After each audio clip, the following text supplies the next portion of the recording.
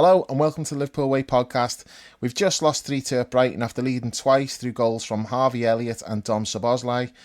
But after a week in which the players were on a beach in Dubai and the manager was on a beach in Ibiza, we shouldn't be particularly surprised by the result. With the title already in the bag, the season's fizzling out now and next week just can't come soon enough. I'm Dave Usher, editor at liverpoolway.co.uk, and I'm joined for this one by Ian Brown. Alright then, Brownie, we do have to talk about the game. Not for long, but we're going to have to address it. So, I don't know, we maybe do a quick 10 minutes on that and then we'll just move on to more interesting What things. game are we talking about? Can we do the Tottenham one? I'm happy to do that one again. Yeah, we'll just revisit that one. I know. No, tonight, not really surprising. That would be the first thing I'd say. Yeah. I don't really know what to... It was not a serious game of football. The stats came up just before and there was 105 touches in the opposition box across the two teams. We conceded 60 touches in our box. They've had 25 attempts, so it was not a serious game of football. And the bit that epitomised that was when they had the break at the end and you've got fucking Quansah doing a Linford Christie sprinting past about four people. And you literally had players just jogging back. The juice has gone completely from these players. Used to be literally been on the beach. Well, I was just going to say, it used to be a metaphor to say, they're on the beach, but it is literal in our case. They have been on the beach more than they've been on the training pitch for the last couple of weeks. And, there's been times this season where you've had opposition fans and, it goes in one ear and out the other, but they're banging on about, the league's weak and that, and it's fucking not. It's the complete opposite. You can't go into a game of football in this league, 1% below your level. If you do that, then you're going to suffer. And because the juice is gone and we've already achieved everything we wanted to do, that edge is gone and you can see it. And you're trying to, you're not going out and not being arsed. You're going out and you're trying to be professional. You're trying to, to give your best in that. But when it's not there, when that, the jeopardy isn't there.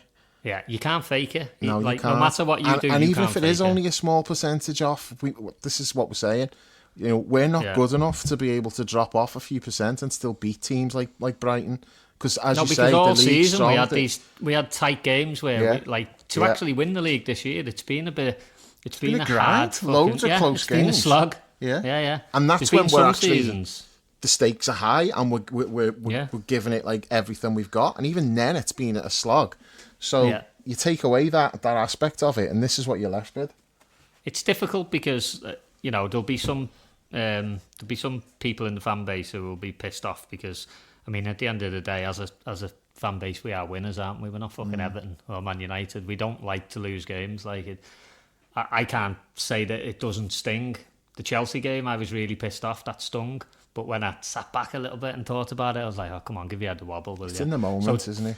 Yeah, but that moment lasted longer than I expected against Chelsea. Whereas tonight, I don't even think the moment came. There was parts in that second half where I was just fucking laughing at what I was seeing, and then you've got the commentators creaming themselves. The guy on the final whistle is like, "Oh, they've given, Liverpool have been given a taste of what's to come next year." Just fuck off, mate. Just stop talking shit. Yeah. And then you've got fucking Alan Smith going on. His usual shite, semi-automated this and fucking that. Keep that dickhead off our games. I've been saying it for years. He's just the worst. I'd rather have Gary Neville on our games than Alan Smith. He's fucking terrible and he hates us. The only reason I kind of watched the game with any interest tonight was to see some of the backup players and see what they can do. They're the ones who I feel sorry for because they are playing for something, but you put them into a team. On this, can you? No, you can't. You're putting them into a team and there's some players there who aren't playing for something, like Kostas, for instance, probably knows he's going. Yeah. So he's probably not even playing for the move because he'll have been having conversations with all kinds of different clubs. He probably knows where he's going now. So what's he got to gain? This week, hasn't he? Yeah, what's he got to gain going out there and putting his body on the line? There's all them variables just aren't there anymore, and this is what you're left with. So I don't even want to analyse it too much. You can go through the goals and there's bits and bobs you can talk about. Mo's miss, that's probably a turning point in the game, really, isn't it? Because if we go 3-1 up there, we probably see it out, or at least we don't lose. I think from that point, that miss was unbelievable. We were playing pretty well in that spell in the second half, and then we made the triple change, and for the next 5 minutes we were all over them. It was really looking good. So the goals coming here, and then out of nowhere they scored. And at that point, that's when I felt like some of our players just quit.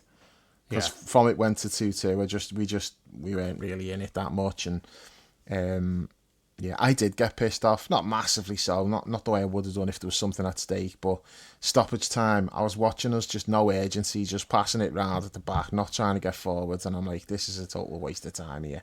You know, they've quit.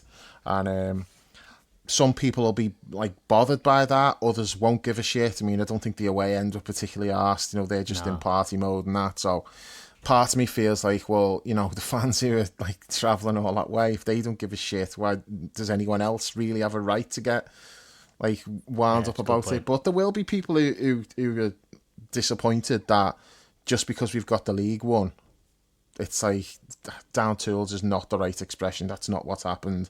It's what I said, you know, just you remove that little bit of like motivation that's there, and this is what you're left with. You just, the league's too good to be able to go into games where you're not at full throttle and get away with it. You know, maybe there was teams in the past that we've had have been able to do that, but not the way the league is now. I mean, Brighton are a good team. Brighton have got lots of good players, and they're 8th in the league. That shows you the standard of the league.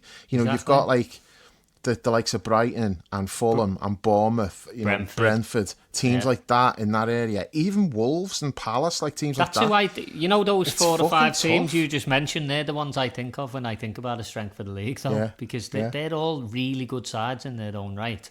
And they're all probably happy with the seasons that they're having. You basically, you've got a 17-team Premier League now, and then you've got like 3 guest teams who come in and play for a season, and then they go out. But you basically have got like a 17-team league, and 15-team league plus United and Spurs. But bottom of that's what I'm saying. Bottom of that 17-team league are United and Spurs.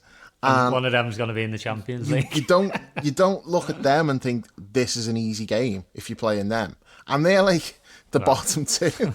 Maybe with Spurs, to be fair, with Spurs, I do look at that and think easy game, but only because I just think that they're tailor-made for us. That's like the way they play, though, isn't it? That's their naivety. It's not like a lack of quality or anything. I just think they're tailor-made for us. But, you know, if they're the worst teams in the league, then what does that say about the rest of the league? I know we laugh at United and how shit they are and all that, and they are. But ultimately, it's like if Spurs and United are 16th and 17th, what does that say about everybody else in there? Exactly. The only teams that like should be easy games really is the bottom 3, like whoever, you know, the newly promoted teams, whoever comes up there, the games you look at and think, well, they should be easy. And to be fair, they've not even been that easy for us. We've had problems with Southampton this season, which is, you know, ridiculous, but you know, we have. But I think like it really shows how well we've done to win the title, because I don't think we're a great team. I don't think we're a great team. And Slot doesn't either. You know, he doesn't, and that's why like already we've got these transfers like which look like they're coming to fruition, which we'll get to shortly. There's a hell of a lot to unpack with that, by the way, when you look at the names who we're linked with and you know what direction we're going in. So I'm looking forward to I know that's why we'll get to that like soon. We'll just get this game out the way first. So let's just do the goals then. First goal's brilliant. Loved it. Great move. Oh, it's all on Connor for me. That I fucking buzzed off that. Yeah, it was superb. Especially the last bit though, where obviously the defender's thinking he's going to pull it back, and 9 players out of 10 there would have pulled it back at that point because they got overexcited. Yeah. So I loved his little shimmy just to get the extra half a yard, and then his head's up, and then he picks the right pass out. Brilliant. That, you know, when you think about Conor Bradley and what he's going to do going forward. Oh no, I don't know. I think he was, and Harvey's just come from nowhere and got like. Sorry, no, yeah.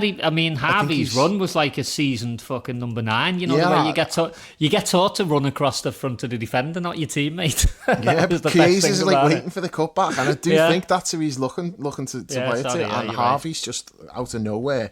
He's just got on the end of it. Wanted his goal, didn't he? Yeah. But the thing about Connor's side of that goal there is like when you think about next season and you draw it up in your mind, what is Connor going to bring from the fullback? It's like that goal, is it? That's everything that I imagine that he's going to be doing next season. That's what you want to see. That underlap, isn't it? Ball goes to Mo and he's making that little inside run, and Mo's just played it to him first time. We have seen that. We've seen that quite a bit this season. It's not really led to goals. You know, a lot of the time, like the cross is being cut out or whatever. But he has got himself into those situations just on that underlapping run that he's been making. That's exciting for me though, because that's the type of goal that we used to speak about. City scoring all the time. Get to the byline, pull it back. People arriving in the back, tapping for Sterling, tapping it in. That easy, it was. That's all he did. Sterling's coming away with 25 goals. Got about 900 goals in his career from fucking De Bruyne pulling it back. They're all back post tapping. It's like Cody Gakpo could fucking fill his boots on them because that's his specialty. Do you know what though? That's such a fucking weapon to have. Like, if you think about what we're gonna lose from Trent going, which is a lot. You know, that's more deeper areas, whipping balls in. This is getting to the byline, pulling it back. It's just a different. You can't replace Trent. He's unique. You can't replace that. But you can just do it in a different way, and you can actually be more effective. That's not me saying, oh, Conor Bradley's going to be better than Trent. It's not that. But the team could be more effective with a right back who plays like Conor Bradley as opposed to a right back who plays like Trent. And that's not even a knock on Trent. Do you know what I mean? It's just. If it's just a direct replacement, I don't think I'd go as far as saying that. But I think you supplement it by then looking at getting a more creative 10 as well. The rest of the team's got to adjust as well. You've got to fix other bits elsewhere on top of it, I think. But that's what we're looking to do, and we will get onto that in a bit. But yeah, boss goal, that made up for Harvey as well to score. Yep. Really good. Yeah, made up for Harvey, and then he gets an assist. Don't fuck off.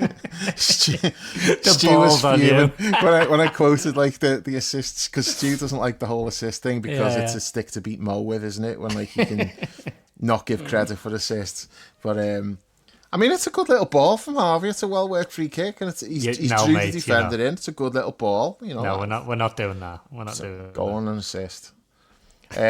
So I mean, Slot mentioned at the end, he did say he got an assist and then he followed it up by going, wasn't exactly a difficult assist, but you know, it's an assist. What about the goal? What about Dom's sliced cross? Is that what you're going to ask? That's what I was going to ask, because I'm with you, and I don't think he meant it. Dom's with us as well. Hello, had you seen his face when the lads came over? Chris is adamant that he meant it. Like, I was arguing with Chris about it before. He's adamant he meant it, and I was like, no, you even look at his face. He kind of he pulled a face, didn't he? When like he was celebrating with the other players, as if to say, well, yeah, I know. So no, I don't think he meant it. And when you actually look at his body language, he gets his head up. He's actually looking at a player. I don't know who it is towards the back post. Who he's trying to. Yeah, he's just overhit the cross and sliced it a bit, and it's gone in. It happens, doesn't it? You know what I mean? You take it, like. Yeah, but at first I thought he meant it, by the way. You've got to sell it. Like, if I do that, you're not going to think it's a cross, because like I'm going to sell that like so much. Like, that's exactly. That's because you have no shame now. Like, I know, Dom's obviously got a little bit of shame. He has, and he shouldn't have. You know, that's one like you just you don't let on that it's a cross, because the weird thing is the way he struck it is how he strikes his free kicks, you know, with that like weird like sort of dip on it. So he could have got away with that by saying no, I've seen the keeper was too far to his near post and I've just dipped it over. I've got a theory on that, you know when we were gonna sign him and everyone was going about all these boss goals that he scores, and you watch the compilation. When you watch the compilation and that, you know, the way these fucking YouTube virgins will just put loads dance music and all these fucking goals dead quick. Yeah, I was watching them with the sound down. The fucking horrendous sound. Mute. First thing you do, press mute, and then you just, Boy Wonder and all this shit comes up. You don't actually get a chance to watch the goals on the replay. I reckon he just miss it, all of them. Yeah. That's what I think. That's my theory. He didn't mean any of them. He didn't mean any of them. That's the only explanation. That's all I've got. Yeah. So, their goal, we haven't spoke about their equaliser. I can't even remember it. I was just thinking. I'm seriously, I can't remember it. Oh yeah. It got chipped over Konate's head, and Connor tried to play offside and then couldn't get back in. Fucking hell, I had loads to say about it at the time, and I couldn't even remember. It's good from their point of view. Like it's really well worth. If we'd scored that goal, we wouldn't be talking about the defence, and we'd be saying what a great goal it is. Paul made that point in the chat about it just being a really good goal after I'd been a little bit. I don't know, I can't remember who I was criticising, but I was critical of somebody. But when you do watch it back, especially at full speed, the timing of the pass is really good. Yeah. Like, Connor's caught a little bit because he's worried about the lad behind him and he's trying to play offside. at the same time, and it happens very, very quickly. It is a good goal on balance. I think you just have to hold your hands up. Initially, sometimes. I thought Konate needs to be heading that away. He kind of got a little bit misjudged underneath it a bit, yeah. didn't he? Yeah. So I think there's a little bit of blame on Konate, but probably more on Connor. I think. Put it this way: if that was Trent, everyone would be piling on about like, oh, you've got to be better than that. Probably. But we're wanting to give Connor the benefit of the doubt in all of these situations, aren't we? But no, it's only natural. That kind of is on him, really. But it's also a really good goal. That is going to happen now, isn't it? Yeah. Like, it's not a howler. It's not like a massive mistake. No, it's one of them where if you analyse that game really closely, there'll have been 40 other mistakes which were bigger than that, which just didn't lead to a goal. You know what I mean? So you just have to let certain things go, I think. No, they worked it well, and it's a good finish. He took the shot early, so Alisson's got no chance, and Connor didn't have time to get back and make a tackle because he took it so quick. So, yeah, good goal from them. But we go in 2-1 up, and it felt like it was going to go 3-1 because I thought we were doing pretty well. Like, a bit of a slow start to the second half, and then we got a grip. And as you say, the miss from Mo, oh my God. I thought he was horrendous tonight, though. Other than like this part in the first goal, I thought he was just so sloppy and wasteful again. He's been like that for a while, though, hasn't he, really? Since he has been like that. Well, no, that's a bit unfair. The first half... he was electric in the first half against Arsenal, so you can't just ignore that. I'm talking like generally speaking, I'm not saying it's been every single game, but for months, he's not been the level he was at in the first half of the season. No, that you can't argue. No one would argue with that. He's dropped off, and... I mean, there's a fucking pattern there, by the way. This is why we thought the Chiesa signing was good. Bit of business because it would allow him to get his rest, but that just hasn't happened, does it? We can't allow that to happen again next year. We just can't. We've got to do something about that because you want to have a bit more consistency from Mo. He's got to play ball as well, though. All this he's got to play. You can't not. No, they're going to have to say, look, we want you flying in the second half of the season, so that might mean you ease back a little bit in the first half of the season and you're not playing 90 minutes every single game. That might have been why the fucking negotiation for his contract took so long. They were putting the clause in to say you fucking maximum minutes clause or something. If that clause is in there, they've sneaked that in without him seeing it. Yeah, I know. Did you see Slot's pre-match interview with Karen? No. My dad said something about it. He asked him about playing centre forward. I didn't. Yeah, well, there was that, which we'll get to that because there's a few things to do with the transfers to talk about with that. It was more, Karen had said, obviously, he needs to get a goal or an assist to break that record, and, he's starting again, whereas he could have had a rest, blah, blah, blah. And he basically said that, if I don't pick him, he'll come knocking on my door, and I want to avoid that. And when he said it, I didn't like it, and I was like, I get it. Well, when you just don't like something, it's just in the back of your head, you're like, yeah, I don't like that. Like, it just really bugged me. I thought, I don't like you're not bigger than the team. Like, at the same time, though, he deserves to break the record. You want to give him every opportunity to break it, and he just needs one goal. Well, fucking hell, we did, by the way. He had an open goal from 5 yards. Absolutely. All I'm saying is, like, if he'd have already broken the record, then I think you can make a case for saying, all right. I'd be saying to him, mate, like, I agree. So are you, but I agree. You've deserved the chance to do it, and you've had about 15 of them. You fucking missed them all, so you're on the bench on Sunday. That's what I'd be saying. But that's just me. I might be more Dutch than Arne Slot, when it comes to fucking mad. I'm not as bald as him yet, though. Yeah, that's not happening. Like, but. No, I know what you mean. I don't like hearing that. I know it's tongue in cheek, but there's also an element of truth in it as well. Oh yeah.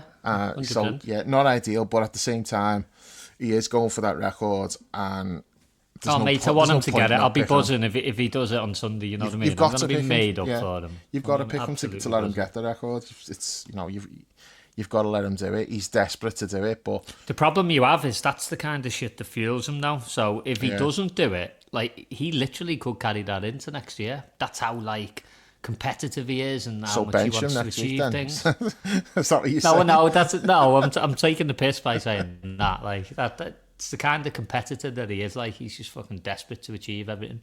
But he just looks like he he's lost the edge in a different way to a lot of the other players. A lot of the other players have fucking lost the edge because they've achieved it. He hasn't quite achieved what he wants, but he's played that many minutes that I think he's just running on fumes a little bit.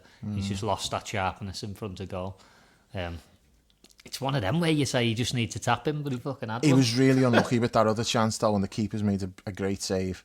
Yeah. I thought Mo did so well to actually adjust his body and get the shot away there, and he's done everything right, and the keeper's just done really Very well good to keep save, that out. That was the one where Darwin played it just a little bit behind Connor. Was it that one? And then He cut it back and then he got it stuck under his feet. Yeah, that one, yeah. No, it was He improvised unlucky, quite well on that. It was unlucky, So then, as I say, we're on top. We've made the changes. We were knocking on the door, and then basically just right against the run of play at that point, they score. They made changes as well. 2 of their subs scored, so I felt a bit alas on Connor because that Adingra was quite lively, wasn't he? I thought Connor generally defended him 1v1 pretty well. Yeah. And then, you're 65 minutes in, you're a bit tired, and then Mitoma. Yeah. The moment he came on, I thought, this is going to be difficult, because he's a good player, and he showed it. The finish was fucking ridiculous, because unbelievable. The height that ball's come at him, to get his foot over that ball. Unbelievable. It's his weak foot as well, to get your foot over that ball. Most players are skying that miles over the bar. It's hard enough to do that on, a regulation finish, yeah. Without it being that high. That it's a stunning goal, that, yeah, it is. When you look at it. Absolutely stunning. Ali possibly could have done a bit better with the shot. Maybe. He's fucking unbelievable tonight, Ali. The amount of times he bailed us out. There was one in particular where the speed that he closed the distance to get there. The Welbeck one. Have you ever seen a goalie do that so consistently? How fast he is at, the spring he gets when he's just closing the distance to the forward. He's so good at that. And they don't even look like great saves, because it'll just hit him on his thigh or his chest or something. Yeah. And it doesn't look like, people look at these full length fingertip saves and go, wow, that was amazing, or he doesn't have to do it. He doesn't do that, but yeah. For him to, he makes it look easy, but it's fundamentals, it's positioning, it's quickness, it's everything. Yeah. And that's why he's just so good. Unbelievable. And with goalkeepers, you know how long they go on for, still at a really high level. Alisson's still in his prime now. It's not like an outfield player where they get to that age and okay, they're on the way down now. Alisson's not on the way down. So he's unbelievable. I don't know what's going to happen with that, with the new keeper coming in, and it seems to be the progression plan will be he comes in, sits on the bench for a season, plays some cup games, or if Alisson's injured, and then the torch is passed to him. It's going to be difficult Alisson's though for him, that lad, brilliant at that point, because he's playing at a decent level, isn't he? It's not like he's not really young, is he? He's 22, 23. Oh, is he? Yeah, he's young. He's just been. Supposing goalkeeper. He's just been playing young, innit? For quite a few years. It's hard, that though, isn't it? So you're in La Liga, you're playing for. they're a big club in La Liga. Who he's playing for. I know they're not achieving what they probably should be, but that's difficult going from 50 games a season to then just sitting on the bench, innit? So I don't know. I think we might have a bit of a problem there. Might get away with it for a year, but like you say, Ali's not going anywhere, is he? You're not getting away with it for longer than that. No, there could be a problem coming down the line. But it's just a bit of a shame that that he's parried it a bit too straight, Annie, rather than to the side. But he's bailed us out so many times, you can't really have any qualms about it. And as we say, it's a really good finish. Yeah. I knew we were losing, by the way, the moment that second one. You just knew. It was no way we're winning momentum this game, they had the tails up and they were running all over us, and you could just see the intensity was there. Whenever one of our attacks broke down and they had a break, they were flying forward, and we were struggling to get as many men back. And it was a basketball game, wasn't it, at the end of the day? and both teams, they looked like they had fresher legs and more men on the pitch at that point. The modern term, obviously, is transition, innit? That's what the game was tonight. It was all about the moment you lose the ball in the dangerous area, you're in trouble, and both teams were doing it. They were suicidal. The bit that's frustrating is, if that had been a game where we needed to go there and win the league, we'd have wiped the floor with them. Make no mistake of that. Because they were so aggressive with the press, they were over the top with it. And they've had games this season where they've been absolutely battered because they've been too aggressive. And I thought tonight they were too aggressive, but they come up against a team, as we said, who haven't quite got the edge, so we just didn't punish them for it. But they looked dangerous, don't get me wrong, but it was naive football. That was like Jurgen Klopp 2017 football, kind of football. It was too far that way. They weren't very sensible, I didn't think.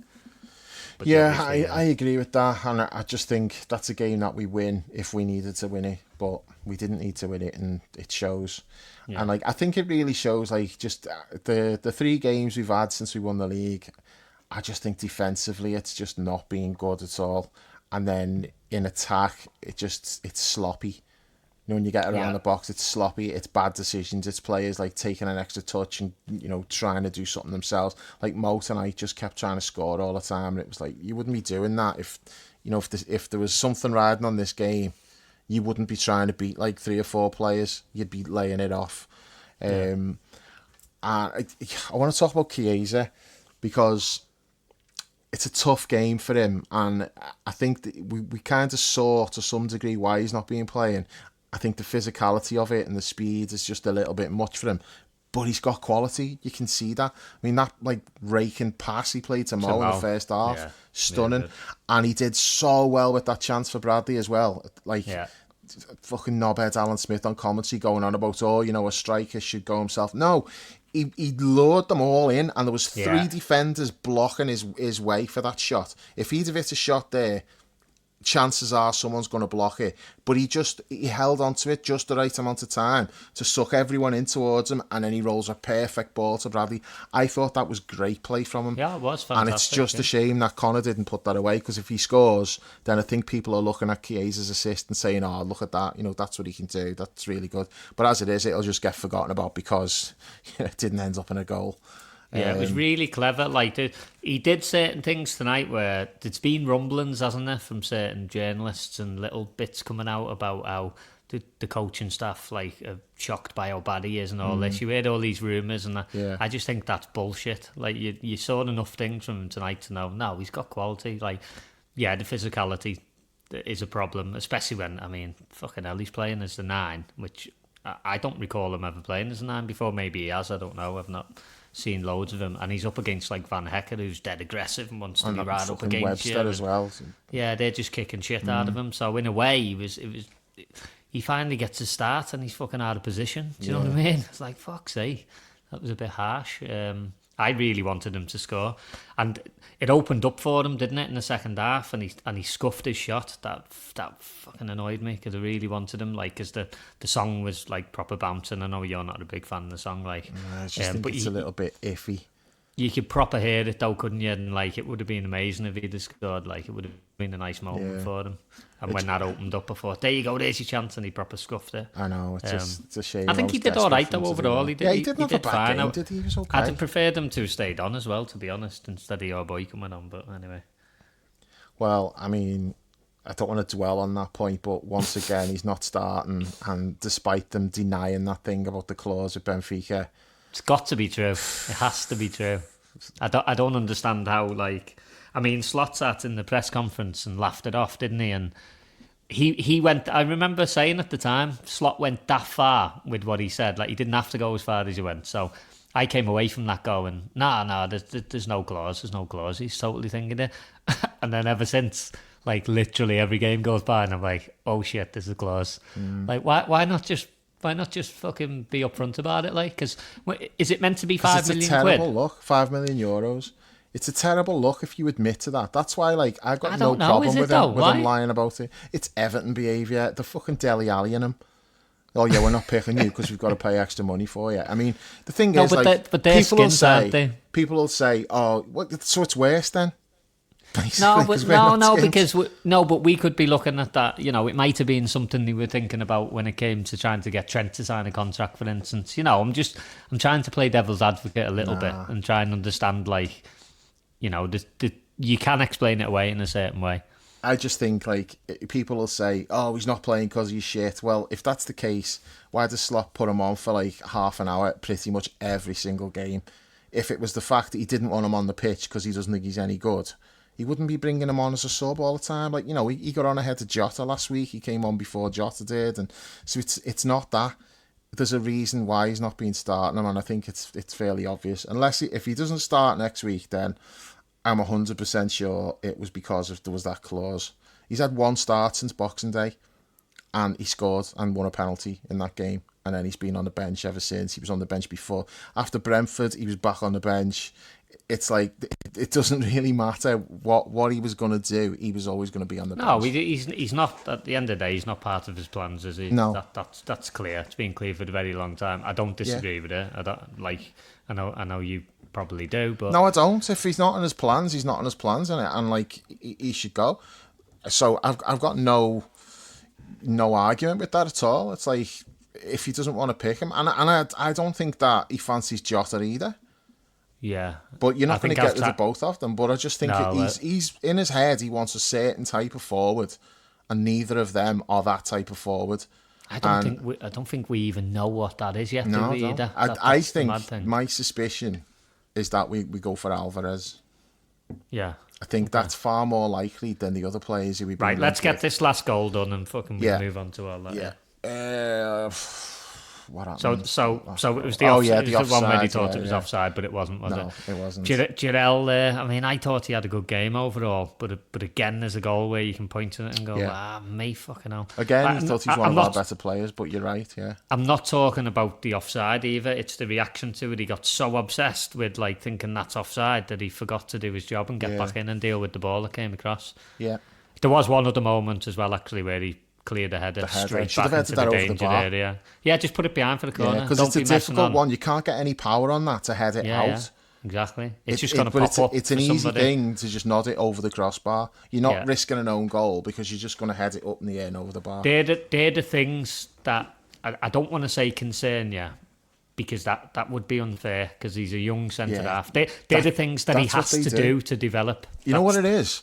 This is why I always say this about young centre-backs, is they are going to make those mistakes. So you let them make those mistakes for someone else. So either you're not buying a centre-back until they're around 24 and they've already done that, or if it's your centre-back, get them out on loan and let them make those mistakes for someone else until like they get that experience. Or let them make the mistakes in the last 5 games when you've won the league. You should really have played every game. There's you know that, but at the same time, if you've been sat on the bench for most of the season, you're not developing anyway. Yeah. So, but it's just that one position. I don't feel like that about any other position, but I do think with centre-backs, it's like they are going to make mistakes because it's experience is so vital in that position. Yeah, it is. They just get better as they get older, and it's because you've got to read the game and constantly make decisions. Do I put that behind for a corner? Do I bring it down and play it out? It's constant decision that you've got to make.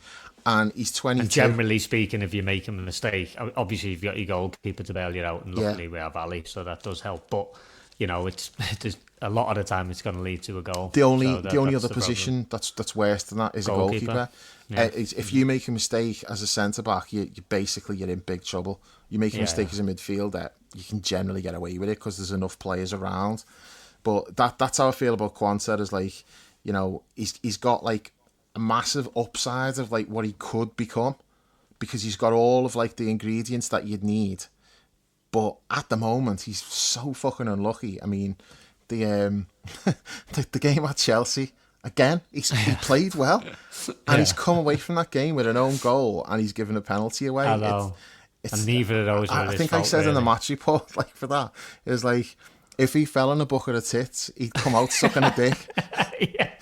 Or vice versa, depending on your preference. Do you know what I mean? Yeah. Not wrong with he's just so unlucky. Just like things happen, and you're like, that's not fair. You know, you've not deserved that. But bad things have just been happening to him this season, and you know that today. It's not a massive mistake, but it is one that you look and go. Well, it costs you a goal, though, doesn't it? That's how it is. Sense. It's not just on him, though. The goal's not just on him, but no, it is one where you look and think, you've got to do better there. But that's all part of the learning curve for a 22-year-old centre back. To be fair to him, he was fucking better than Ibu. You know what I mean? He was. But then you can't point to one moment really in the game and say, "Oh, that's cost us a goal by Ibu." Necessarily, I know you've said about him. He didn't pass the eye test, did he? Yeah, that's it. Yeah. But no, I mean, there's talk about wanting a centre half. I've said, like, assuming Joe Gomez stays, by the way, that I wouldn't be doing anything there. I wouldn't. No, I wouldn't do anything. You've got 4. Like, but that's why do you need to? Though, because of the Canate situation. Oh no, that's a different conversation. Yeah. I mean, I've got some strong thoughts on It's that. it's the same conversation, really, because you've got to make a decision on it. Like that. No, what I mean either, is, I'm assuming he signs a contract and he stays. See, that's a big assumption, because I of don't course, think I know. I'm not saying he's definitely not signing a contract, but anyway, we've done the last goal, haven't we? So we can jump straight onto this. I want to be very, very clear on the Ebu thing. Like, and a lot of this comes on the back of Trent, and we've had other examples, haven't we? And there's starting to be some rumblings about Madrid tapping up and all that. Fucking sign or go. I'm at that point. Like, sign or go. Yeah. I'm not having this shit happen again. I have no interest in losing a good player and there's not getting any money. The thing that's fucking wound me up about it, like, you were spot on about Trent, by the way. I know there was a little bit of heat on some of the stuff that got said, and it's just bollocks. Like, I'm personally fucking... Well, you have your say on it. You say I what haven't you want really now said anything. I'm pissed off that solely pissed off that we've lost out on a lot of money. And the thing that made it worse for me is we were apparently in for that Houghton, weren't we? The lad from Bournemouth. Yeah. He's been around for about fucking 5 minutes, that cunt. He's done nothing really. You know, he might end up being a really good player, fair enough. But he's done fucking nothing in his career compared to Trent. And they get fucking 50 million quid for him. Yeah, but not just because that. They didn't spend they didn't spend any money on Trent because of that. So it's fucking double bubble. He's fucked us on our number one like centre back transfer target as well. Yeah, we've been fucked with like a double-ended dildo by Madrid, basically. That's fucking. I'm not letting that lie. So, is there such a thing as a triple-ended dildo? Because if there is, then that's the Ebu analogy. I don't know. I don't know where I'm going with this. I haven't thought about it. Tom will know. He's got one hanging off a door somewhere, doesn't he? Fucking hell. No, the only thing that you say about Canata, you're like, either sign or go, and I'm with you, but it's too simplistic a take because you can't force the player to go. But with this one, we have got a bit of leverage. With Trent, we didn't have any. We have got a bit of leverage because it's a World Cup year, and you can say to him, I agree. You're not going to play. I think like it's not a case of sign or go. I think you can't do that. You can't enforce it. But what you can do is say sign or you don't play. Yeah, like that's something that you can do. You can't say sign or go because if they don't want to go, they won't go. There are other things as well, and I'm not being wise after the event here. You can go. I've got the receipts. When they offered 20 million for Trent, I was take it. Like we should have took that money. I know we had a league to go for and everything, but we should have took the money. Honestly, I'm fucking pissed off that we get nothing for him. I think it was more a case of call the bluff because I don't think it's a serious offer. I don't think like he was going to go at that point. Like there was a school of thought at the time that offer was purely about when he leaves, he's able to say, "Well, you could have got some money for me and you turned it down." I think Carragher said that at the time. In fact, I'm sure he did, and he got loads of shit for it. But there was people saying, "Yeah, maybe that's what this is." Because like Liverpool were never going to accept that bid. Trent was never going to leave in the middle of a fucking title race and the chance to win a title. In hindsight, yeah, we can look at how it's gone the last. Yeah, but at least we wouldn't. That. But I don't think. At least we wouldn't have had the awkward situation that we had last week. A genuine attempt to sign him. I just think it was like we do that so we can say, well, you know, we did offer money. I mean, he was never going to go at that point. And 20 million quid, I don't think Liverpool were going to take it, especially because at the time they were still trying to like get him to sign. You know, he was still saying like he hadn't made his mind up. So there's a proper fucking dark cloud hanging over Sunday now, though, isn't there? Yeah, because of him. Like there's going to be that many eyes on him and what he's doing and everything. It's a really tough one because as much as I'm angry about the situation, I don't begrudge the fact that he's contributed massively and he deserves to be there. He deserves to be involved and lift the trophy, all that kind of stuff. But I still don't fucking want him there either. Yeah. Like that's what a shit situation to be in. It should not be like that. It is, and that's all down to him. What did you make of him being on the bench tonight? It was pointless. What was the point? He was never going to fucking bring him on because he brought Endo on. Yeah, like what was the point in it? Seriously, what was the point in it? You'd rather get a kid on the bench, wouldn't you? Yeah, do you think that was the only reason he was on the bench was because there was no Jota or Maka? Where were they, by the way? I don't know. I don't know.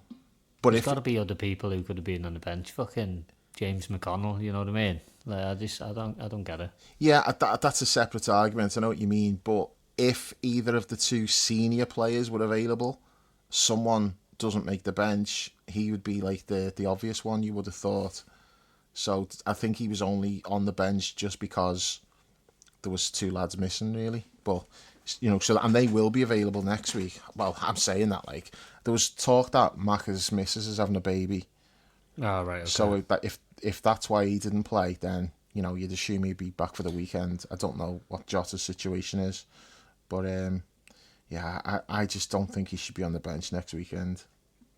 No, he shouldn't be involved. I don't want him anywhere. Because if he's on the bench, he's going to get up and warm up, and you don't know what the reaction's going to be. I don't think the reaction would be anywhere near as bad as it was last time. I think people have got that out the system and won't want to spoil the day and all that. But why risk it? Why even have him there? That was a horrible day, by the way. I know I haven't had the chance to talk about it. I wanted to get off. Like, so did honestly, I've never felt like that. Never felt like that at Anfield. I felt ashamed. Like, you've heard what I've said about Trent, how pissed off I am, but you don't boo. You never boo anyone in a red shirt. You just don't do it. I remember my dad telling me when I was a kid, this is something we don't do, son. All these other bellends do it. We don't do it. We're different.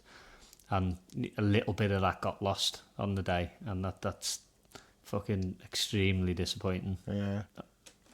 I mean, without going over it in too much detail again, like, I just think I understand why people want to let him know that it's not acceptable, they're not happy with what he's done, and how are you going to do that? The only way you can really do it is to let him know on the ground. I thought thinking about Stevie and other bits and bobs is enough. You can do things where you read between the lines. You don't have to be so direct with it. But I also think when he came on the pitch and there was booing, I've been like thinking back, like, how did I react at the time? And his name got booed when the team got read out, and I wasn't like, oh, what are you doing booing? It was like just raised eyebrows and thought, oh, okay. And then he got booed when he came on the pitch, and again, I wasn't like fuming about it or anything like that. I just thought, oh, fucking hell. When I lost my shit was when it carried on during the game. That was because it was just relentless, and every time it happened, I was getting more and more worked up, thinking, you've made your point. You made your point when you booed loudly when he came on the pitch. That should have been the end of it. Draw the line under it there and then. Let's just fucking get on with the game. I'm probably lucky there wasn't anyone directly around me. I was in the cop, which is where the booing was coming from, but there wasn't anyone directly around me. Like the group of lads who I sit with, like, everyone says that, though, season ticket holders for years, like, we were all shouting, shut the fuck but up. who was doing the booing? Because everyone I've spoke to said it wasn't around me. I didn't see anyone booing. It was quite high up behind me, but high up is where I heard it coming from. Although I haven't said that, it felt like it was coming from like all angles, really. But see, I could only hear it from the cop, but people have said to me that I was in the Annie Road and there was booing in the Annie Road. No, it came from Defo came from the Kemlin, Defo, because it was coming from my right side as well. So what I think is, like, when it first happened, people have jumped on the bandwagon, like, around the ground. But nobody seems to know who was doing it. It's like, there's no one by me doing it, but I could hear it. I think, well, where was it? Who was doing the boo? It's just weird.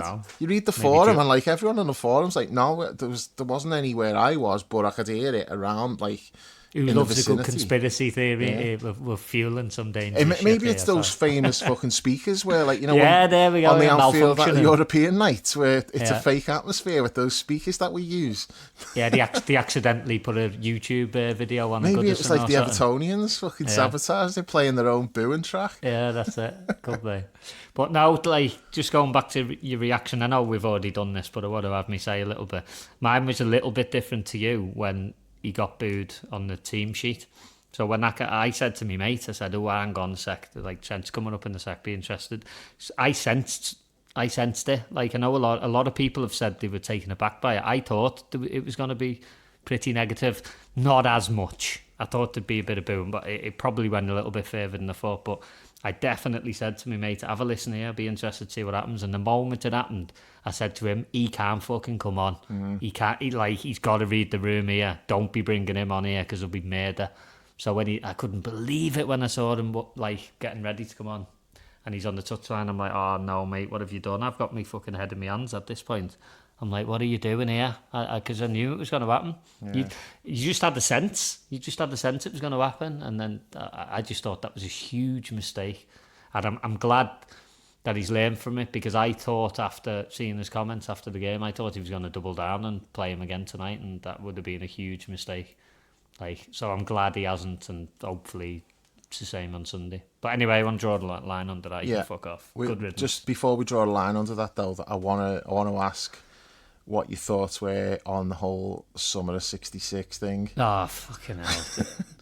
It's a difficult one because I don't know where it came from. When I first saw it, the thing that I read, and this is where you got to be careful, haven't you? Because you don't know what's true nowadays. That's the world we live in. The first thing I read said, "Oh, he's throwing this barbecue," and so you see that and you think, "Oh, hang on, he's fucking got all these banners then, and he's done that himself."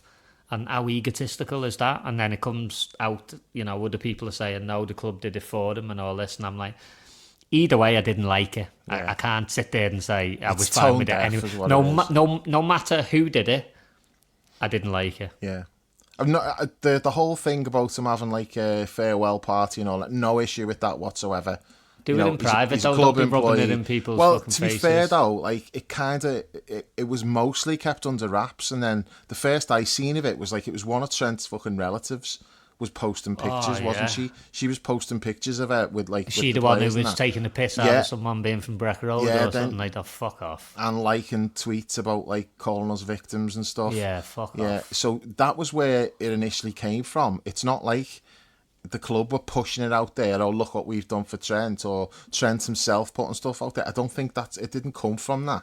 The first I seen of it was those pictures that came out. But no issue with them having a farewell party for him. He's been there for so many years. You've got loads of friends there. This is someone leaving the workplace. It's all right for us as fans to judge it a certain way, but these people see him every day. Staff at the club, as teammates, families, all of that stuff. So I've got no problem with that. If they want to have a big barbecue and get Alison on the grill and all that, no problem with it. The Summer of '66 thing bothered me big time though. Yeah. I'm no, that's so fucking tone deaf. Just stop with that shit. That was awful. But I thought I was just waiting for the gender reveal fucking balloons to come out and everything when I saw that. Just get to fuck. No, it was awful. Yeah. And there was other. What else did that? So that relative, I don't know who that person is. I don't want to say anything out of turn. Yeah, I don't want to say anything out of turn. But there wasn't just them tweets that you mentioned. There was other bits and bobs. I think that had been.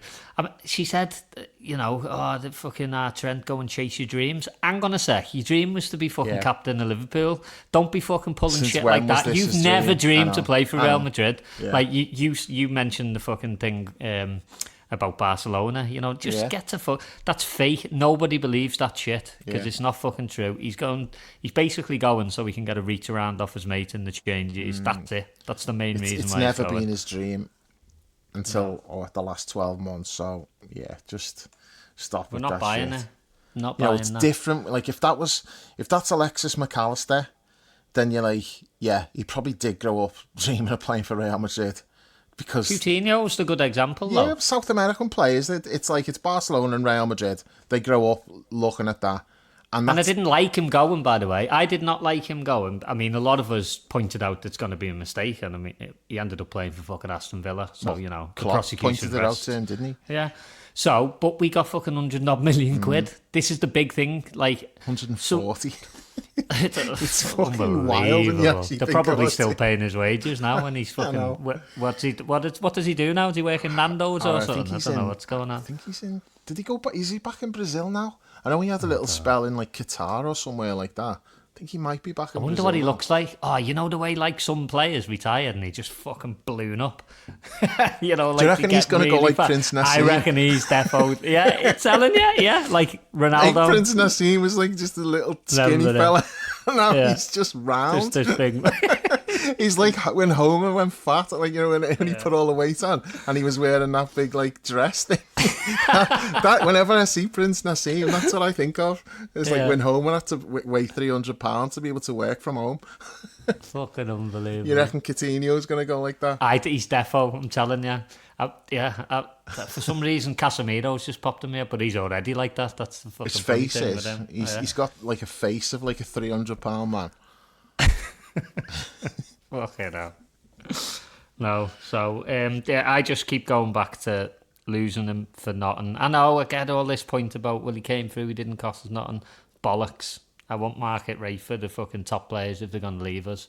The fact that he's a local player makes it even worse for me. That's the part of it I don't like. I respect that other people might be okay with certain things. I mean, there's some people who are completely fine with it and want to clap him and like go overboard that way. I don't get that, but fair enough. If that's how you feel, that's how you feel. Rose petals in his path yeah, as he leaves.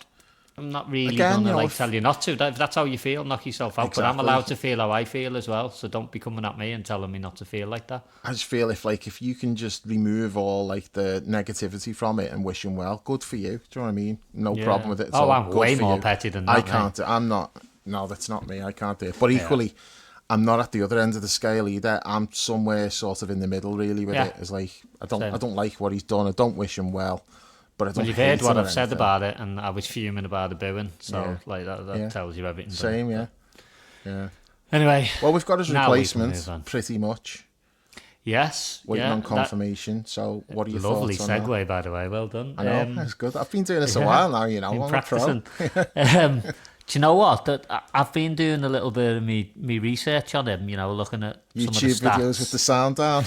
Yeah, Boy Wonder, all that jazz. I have as well. I've watched about 3 of them. I've been on FB Ref, having a little look at, all that fucking top percentile shit and all that. Now, can we just establish before we go any further?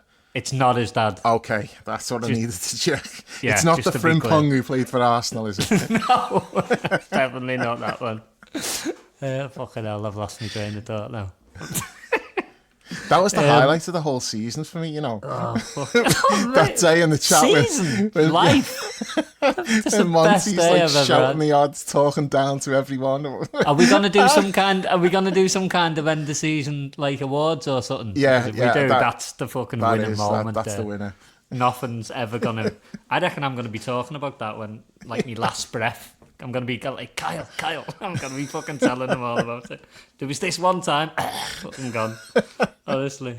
What are we talking Kyle's about like, he was going to tell the Monty Chiesa story again there. Yeah, we'll have to put it on his gravestone. He fucking loves it. Frimpong, I'm a little bit confused, like, because fucking hell, he could not be any more different to Trent. And, well, he's a bit like Connor. But for me, he's not a fullback in a 4. He's just not. I don't see it. I do not see it. And I've seen people say they're bringing him in because he's versatile. He can play on the wing. I do not want to see him on the wing. We saw that at Anfield for Leverkusen. He's not a winger. He's your perfect archetypal wing back in a back 3 situation. So there's been some speculation that we could potentially be looking to move to that. So I was really interested to see Slot get asked about Mo possibly playing central, and there's no way that's happening based on his answer. Good. I'm not in favour. I know, yeah, but I'll go back to the fucking thing about Darwin's clause. Is he just saying that because he doesn't want to reveal his hand? I don't know. I'm not against it. I do think we're at the point where you've got to take everything he says with a pinch of salt, purely on the basis he is going to say what is the best answer. He's quite calculated, isn't he? That's becoming clear. And if it's not true, it's not true. But he's going to say, what's the best thing for me to say? Yeah, I'm going to say that, regardless of whether it's true or not. Yeah. Rather than say something that's going to come back to haunt him later. So I just, I think, like, I'm not taking everything at face value. He's not soft. I see that's something that, like, Klopp always used to just fucking say. He didn't give a shit. It was like he'd just say whatever it was. But that's rare. Most managers are like this. Yeah, they're guarded and they'll say what's best for themselves and for the club in that situation. I'll be honest with you, mate. I'm still struggling to adjust to that and adapt to it. Like, because we had so many years of the guy who, like, has his heart on his sleeve, and like we grew to love that, didn't we? So I find that hard to adjust to. But I agree. Like, you don't know. I took from it that it meant one thing, but I accept that he could. Yeah, because if he is planning on moving him to centre forward, he's not going to tell us. He's not going to say it, is he? He'll just be vague about it. Why don't you like the idea? Out of interest, I think, like, he gives the ball away far too much, which is a style of play, is because he's constantly trying things. But in Could the you not area say that where, about our number nines, like, or whoever we've played there this year? I could say the same thing. Jota, fucking hell. yeah, I know, but well, that in itself that tells you then, doesn't it? That's Yeah, a but he's problem in got itself. exponentially more goal threat though. Like, From the position he plays in, has he got that threat if he's playing through the middle? No, I don't well, think no, so. the position he plays in is basically where he stands when he wants the ball, or when he's. I was going to say when he's defending. Yeah, but Doesn't he's really not. do much He's of not that. very often through the middle. You want him in I front like of him goal, where though, he don't is, you? and I think like that's where he can do his best work because he'll have a little bit more space to operate in. He's got the vision with the passing a little outside of the foot pass.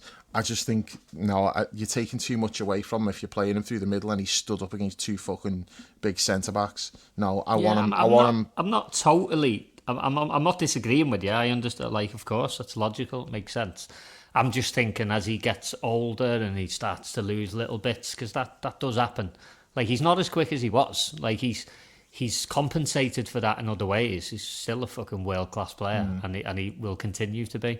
But I just wonder whether they want to evolve his role a little bit, because you know what these managers are like, mate. I don't think we're gonna rock up in August and be basically the same. I think but we'll be with slightly massively different players. I think there's going to be I think hugely different. Like, because as I say, Frimpong for me surprises me with the profile of player when I'm looking at what we're going to do. But then is he going to be back up to Connor? I would think he probably will.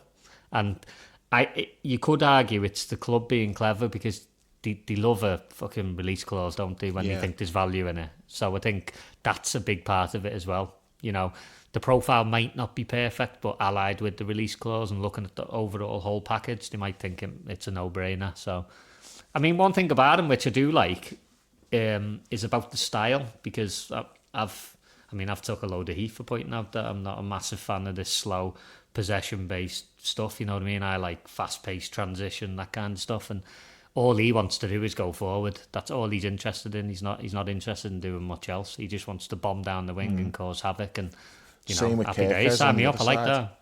Yeah, exactly. So on that then, yeah, I've said it as well. Like, maybe not as much as you and Paul to some extent, about not really enjoying a lot of the football this season. You know, the style of play. It's not exactly what I want to see.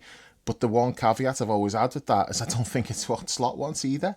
Yeah. You know, he said it like repeatedly that we played this way, but that's not what I want. And it's like, well, okay, you keep saying that, but the team keeps going out and doing something else. I've struggled with that. So have I, but the thing that's kept me going with it, apart from winning the league, is also that, like, I don't think he wants to do that. And then you had like those quotes from like his mentor, his coaching mentor the other week.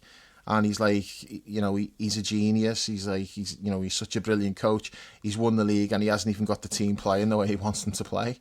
And I'm like, okay. And then you see, like, immediately, like, as the season's coming to an end now and they pull the trigger on Frimpong, looks like they're going for Kirkaz as well. The links with Wirtz as well. You're looking at all that and going, okay, well, he's clearly... He's been pragmatic about what he's had this season, and he's played a certain way, and it's worked. It's won us the title, but we have had a lot of games where it was really close. And he's actually said a few times, hasn't he? The next stage is to get 3-0 up instead of 1-0 up, and those games are over.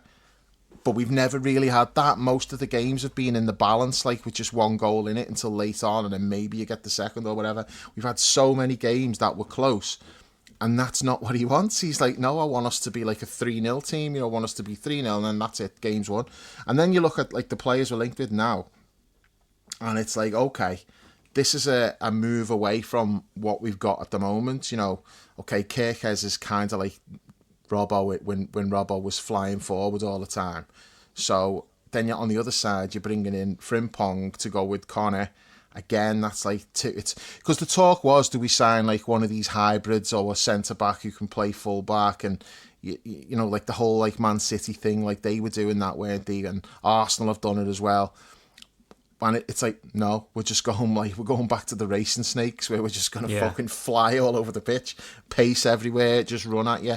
If we get those two in our full backs, and then you're talking like if this Wirtz thing comes off as well, which, you know, remains to be seen what happens with that. But again, you're looking at that and going, well, he's nothing like Dom. You know, if he's playing as a 10, he's a totally different type of 10 to Dom is. So you can sort of see how he's wanting to change things. We're not going to go into next season and play the way we've played this year. There's no way. Well, I don't think we can, mate. I don't think we can. Well, I mean, we can, but I don't think it would work, and I certainly wouldn't enjoy it. Like, I don't think he wants to do that, though. That's the thing. Yeah. The thing that I was always waiting for was what we do in the summer. Like, because I'm with you. He was saying things. Yeah, what I was actually watching with my own eyes many times from the cop in front of me, you know, where we're having halves of football where we're not even having a shot. And, you know, we had the second half of the Arsenal game where we just, you know, we could have murdered them on the day if we wanted to, and then we just completely shut up shop. And I hate that. Like, it's just not my style. I don't like it. And as you say, he's coming out after games and he's saying, no, that's not how I see things. I don't want us to play like that. And you're like, yeah, but you keep doing it. And it happened that much that I started to not believe him almost. You know what I mean? But there was always that caveat in the back of my mind that he might literally be saying, no, I need to have my own players and build my own team. I've done the best of what I can with what I have here. Wait until you see what I can do when I get my own players in. So there is an exciting thought there that, you know, if that... this season could be us at our worst under this guy. We don't know that yet. And that's quite conceivable. Yeah, maybe not necessarily in terms of, we're going to win the league every year, but in terms of the football and how we play. But he's talking about the Champions League as well, not that, just him. Like, some of the other players are turning around and going, yeah, we won the league, but we wish we'd have done better in Champions League. So I was like, oh, hang on, fucking hell. They're not messing about here. They're quite serious. Like, and again, with PSG, like the big thing there was they just seemed like quicker than us. You know, just they did everything a little bit faster. You know, they had more pace. They moved the ball around quicker. I know we were good in the second game, but the first game they should have beat us 4-5-0. To be fair, but we played very well at Anfield, and it could have gone either way. That when you look at it, they battered us in extra time. No, yeah, we ran out of gas. Didn't we? We ran out of gas, but we were really good in that 90 minutes at Anfield. It's not inconceivable that we could have nicked the tie, and then suddenly you're looking at things a little bit different, but. Going back to your point about Frimpong and Kerkez bombing on, like, in my head I think about the slow build-up that we have, and you've got people knocking little 5-yard balls. You can't see them doing that, can you? No. You just can't. You look at that Kerkez and he just wants to go. He's on his bike all the time, isn't he? And Frimpong's exactly the same on the other side. Connor's like that to a degree. He's probably a little bit in between what Frimpong's like and what Trent's like. He will go in, you know, and play a little bit in the build-up and do bits and bobs, but he also wants to go, doesn't he? That's like, you know, the athletic side of his game. That's what he wants to do. You needed to get someone like Frimpong in anyway, because you can't rely on Connor with the fitness thing. You know, you've got to have two players, and so Trent goes, that leaves us with one. So I just don't think he's going to be very good 1v1. Like, I wonder whether they're going to be thinking, it might be too simplistic, this, but Slot keeps going on about two players for every position, and he's a bit more orthodox with some of his thinking. He might be looking at it and going, if we're playing shite at Anfield, I'll play Frimpong because I just want to fucking kill them. Well, that was always my argument with Harvey and Dom.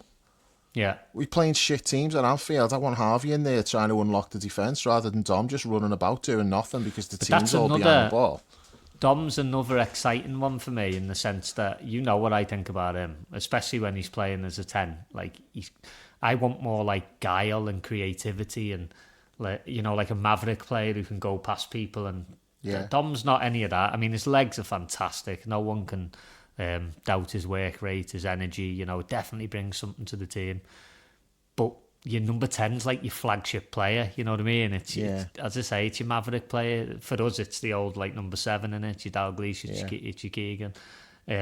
You want to see something a little bit different from there. So seeing the link with Wirtz, and then fucking Slot turns up tonight and he's saying, yeah, Dom's playing deeper, and really he sees his position as being an 8. You think, hang on, that's what they're looking at. Because the 3 we play in midfield, really, the way he looks at it is we have a 6, we have an 8, and we have a 10. Yeah. So he sees Grav as the 6. He's had Maka playing as the 8, and then he's had Dom as the 10. He's almost now saying that the 8's going to be Maka and Dom fighting out for that, or rotating a little bit, and then Wirtz will come in and be your 10. Where's that leave Curtis? I don't know.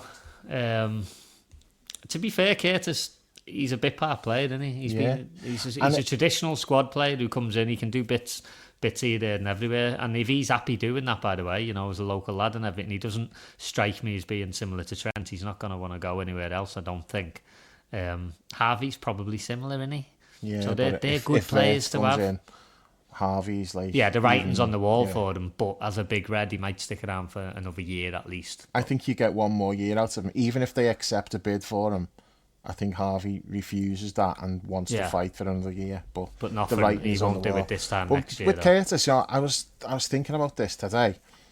I feel like Curtis is further away from a starting place now than he was a year ago. And not because we've bought players. Like at the start of the season, it almost felt like there was like a rotation of 4 players and you didn't necessarily have a first choice 3. It was 4 of them because don't forget, like, remember the Chelsea game when Curtis was amazing? Yeah. And he also got in the England team at that point and he scored a goal for England and he was man of the match in a couple of games. He was flying at that point and it looked like he'd taken the step. And it's like, okay, Curtis is ready to really like nail down a place now. He hasn't kicked on now. He got an injury, didn't he? He got a groin injury, I think, in a European game. And it kept him out for a bit. And he just never really got back to where he was. Not necessarily because of his form, but just momentum. He had momentum and then that went. And he just went back and he was like, okay, you're just a fill-in player now. It's like if Maka needs a rest, you'll play. If Dom needs a rest, you'll play there.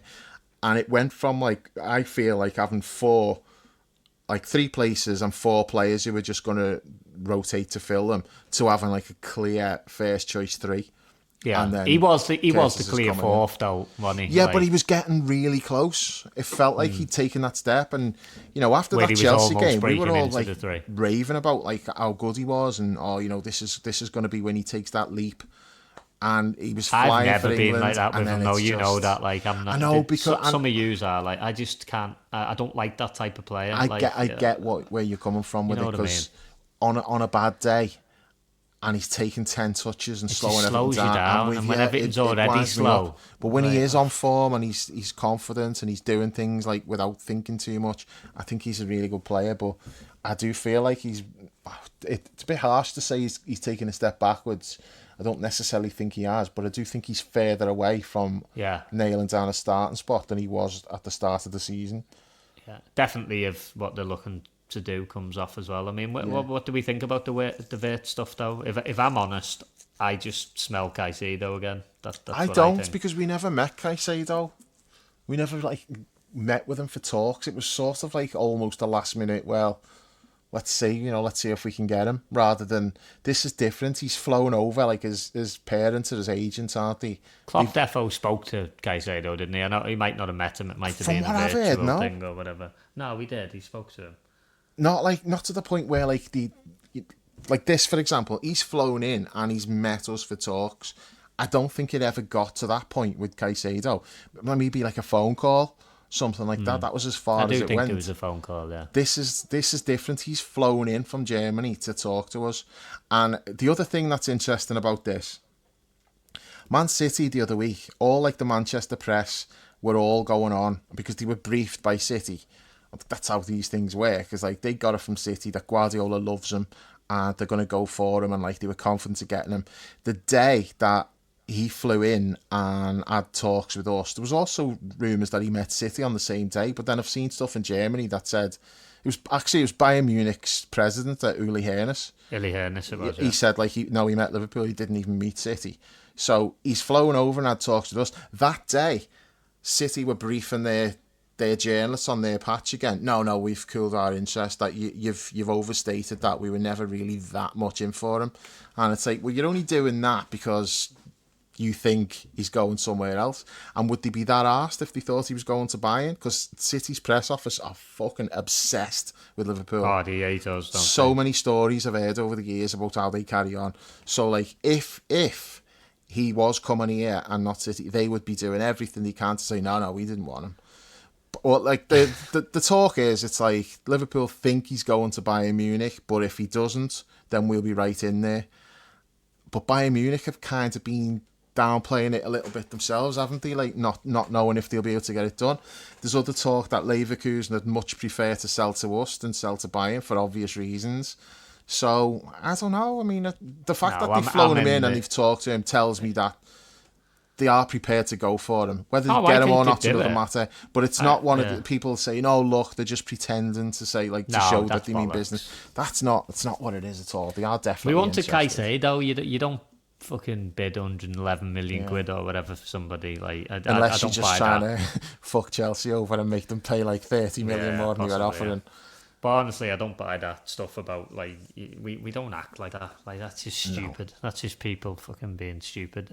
Especially because Klopp hammered him, didn't he, when he done that thing when the road opened. Brilliant. I was there. That was fucking brilliant. That. I think they want him. I think they're prepared to spend the money. I think it's 125 mil from what I read before. Fucking a lot of money. I don't know what I think about him as a player, to be honest. When we played them at Anfield, he was tidy. He looked like a creative player. He looked very slight though. I thought I looked at him thought he's too lightweight to make it over here. You know what I'd say to that though, Brownie? It's that's all well and good us looking at that and I'll say, oh, he's too lightweight, and I'm not going to back off from that because we're interested. I'm not going to suddenly go, no, I think he'd be amazing. I've said what I've said. And for me to just backtrack on it because you'd be but that's not ridiculous. A definitive judgment on a player. It's not. Just pointing out something that's glaring. But the only thing that I would say is I'm not sitting here and proclaiming that I know more than fucking Michael Edwards and Richard Hughes and Arne Slot. So if all three of them think he's worth paying over 100 million for, then I'm almost certainly talking bollocks when I'm saying he's too lightweight. But what I would do is I would take that hot take and I'd fire it away somewhere. Just in case, and if it does turn out that we sign him and he's too lightweight, I've always got that to just pull out the drawer and say, look at this. Win-win. I fucking told you. But if not, then great. Exactly, that's it. I want to just make a quick point on Frimpong as well, because it seems to be people are saying, he's a wing back, he's not a right back, and all of that stuff. That's what I'm saying. But again, they've got all this data, and they will know exactly what they're looking for in someone to play right back. And if he's not ticking all of those boxes, they're not going to go for him. No, or it could be what I said before. They might literally be thinking maybe certain games they're going to play him and there's other games he won't go anywhere near. Possibly. And that's fine. There's nothing wrong with that. Do you know what it could also be, though? Because he's playing wing back and he's not asked to do certain defensive things. Yeah, the data won't be there because it doesn't need to be there. But it doesn't mean he can't do it. Yeah, it doesn't come just because he's not being asked to do it and he doesn't have to do it very often. There'll be enough data. He'll be in certain situations, maybe not as much as a natural right back who's playing there all the time. He will still be in situations where he's 1v1 with a winger, and the data they'll have should data show that on all anyway. of that stuff. And if they think he's worth signing, then that just tells me they've looked into all of that. Because we're gone way past the days where it was a case of you send your scout over and you say, oh, he's good, we'll sign him. It's just nothing like that anymore. No. Before you don't just do the eye test, do you? Before they even get to watching him, they'll know what the player is from the data. Yeah. So I don't think they'll even go and watch a player if they don't like the numbers. Exactly, they won't. No, they won't. Not a chance. Models and all that. They're only watching players who have jumped out at them on a list, compared with other players in the Big Five leagues, all of that stuff. They already know the profile of player, what's he good at, what's he not good at, what do we need in that position. So if they're going for Frimpong, I'm totally relaxed about that, and I'm not thinking, oh, maybe he can't defend. I'm like, well, he probably can defend to some degree. And I don't give a shit. You know what? If he can't defend, I don't give a shit. You know why? Because that just tells me we're going to go all out attack, which is what I want anyway. So fucking get Frimpong and Kirkes and let Connor fight it out. And, you've still got Robbo there for, big game experience, all of that stuff. I'm all in on that. I want pace. I want us flying forward. I want it to be on the edge of my seat. I don't want to be sat there watching us passing the ball around in our own half for 45 minutes and doing nothing. Yeah, agreed. Yeah. I want to get back to that fucking swashbuckling style, where you're at Anfield and you're thinking we're just going to run all over you. That for me is what Anfield should be about. And exactly. But to do that, you've got to have what an achievement, pace. Though. What an achievement he's done this year, though. When you look at it and you think he might not even fancy half of the players in the squad, and he's thought, right, this is the only way I can do it, so I'm going to do it that way. I remember when we were linked with him, and I was watching all the different videos and stuff, and so many managers get called the new Pep or the new Klopp or the new, insert fucking manager. And he wasn't. Everybody... Yeah, the new Moyes. Who is the new Moyes? Who would that be? I don't know. Anyway, all the stuff that I watched about him was saying, no, there's a bit of Pep, there's a bit of Klopp, there's a bit of this guy, there's a bit of that guy. He evolves and he changes based on who you're playing and all that. And that all sounds amazing. You know what I mean? You think, yeah, but is he really? Really? And then you've watched it this season and you're like, that's probably fair. You can't argue with that. He's shown that throughout the whole season with the squad of players that aren't even his. So... yeah, I'm really encouraged by who we're linked to it. I mean, it looks like the fullbacks are pretty much nailed on. That's not even just being linked to it. They look like they're happening. It's now what we do a bit further forward. Do you think we'll stop at that and just get... I mean, I thought we were going to be getting a 9. Yeah, I think we will. Unless the only thing that's maybe in my mind is, well, maybe they don't do that because maybe Wirtz is going to play as like kind of a Bobby. False one. Yeah. Like that's a possibility that maybe that's how they do that. I don't know. But I just don't see that. I think they'll. I suppose a lot of it depends on Wirtz because of the money. If they're spending that much on him, then that kind of limits you a little bit on what you're doing for the striker. So you can maybe rule out. I mean, Alvarez is going to cost a lot, but then you don't know how much you're going to get for Darwin. Like if it's the Saudis, you can pretty much you can guarantee like 60 million. Maybe you can do something with Atletico if it's Alvarez who you want, because they have been linked with Darwin. I could see him doing really well for Simeone. Maybe like they can do something there, which means you're not paying that much to get Alvarez in, so you could still sign Wirtz and then... I'm not excited about that, about Alvarez possibly coming in. I'm a lot more excited about Wirtz. No, I'm more excited like a striker Oh, mate, I think there's a dearth of fucking top quality strikers on the market, like... I look around and I mean, it's also Isak's the obvious one, but that's not going to happen. It's not, and I keep saying this, like, if you put him in our team, it doesn't necessarily translate that he's going to score the same goals. That's the version of the team that we've just been speaking about. We're saying here we're hoping that's going to change, and it's still going to get a little bit back. Still doesn't mean it'll be centre forward friendly. It may still be about like the wide forwards. Oh no, you don't. So know, we don't know how that's going to shape up. I don't subscribe to the same thought as you on that. Not as far. I don't think what you're saying is unfair. I've seen it with my own eyes. I get that. I don't think it is a number 9 centric team. I understand that, but I do think if you've got a higher quality number 9, he's naturally just going to do more anyway. I think we need to improve massively. That's the big area of the team for me, where it's just glaringly obvious that we've got to be better there. But they may be doing it slightly different. They may be thinking, we're just going to put more creativity in the 10, which is then going to unlock the 9s that we already have. I don't know what the thought process is. Could be that. No, I don't know. It is. We're completely going into the unknown. Like I've said this a few times. Because Klopp was here for so long, you sort of knew you could predict what he was going to do before he even did it. To a degree, familiarity. They tried to evolve, didn't they, by going down the route of Thiago? Yeah, I'm not specifically just talking about, tactics and stuff. They did tweak it, like Lindes was always involved in all of that. Yeah, you mean identity, though, yeah, didn't just you? that, and not just that, but stuff. even like team selection, you kind of always knew what he was going to do, and then, interviews, when he got asked a question, you always knew what his answer was going to be. It was just the familiarity after so long, you just sort of knew. Yeah. Whereas we are like in uncharted territory, really. We're almost starting from scratch, though, with that. That's the mad thing. Yeah, because this year almost means nothing. Yeah. In terms of judging. In terms of judging how he thinks, what does he want, it does feel like this is maybe year 1. Yeah. Which is bizarre, but it does feel like we're going into year 1 because he didn't sign anyone, so we don't know what's he looking for in this position, what does he want from that position. It was like he just kept the same squad he had. He made do with what he had, even if he wasn't particularly happy with certain things. But now we'll start to see what his actual vision is. Like what type of player does he want as a 9? How are the fullbacks going to play? How's the midfield going to shake out? There's a lot of things that like we just don't know. And I think it's going to be a really exciting summer because stuff's going to happen that we're going to go, fucking hell, I didn't see that coming. Like that, the link with Wirtz came from nowhere. Just came out of nowhere, didn't it? Like, so there was no hint of that. No, I just... didn't for the second think we were going to be looking at a 10. I was thinking it'll be a 9. Yeah. Obviously, we've got the question marks about centre half with Ibu, then the fullbacks. Yeah. I mean, we need. What do we do about competition for Modo? I don't want it to be Frimpong's coming in and doing two things. No. I don't want that. I want it to be proper competition, because Chiesa's going to go in here. I think that's obvious. He doesn't fancy him.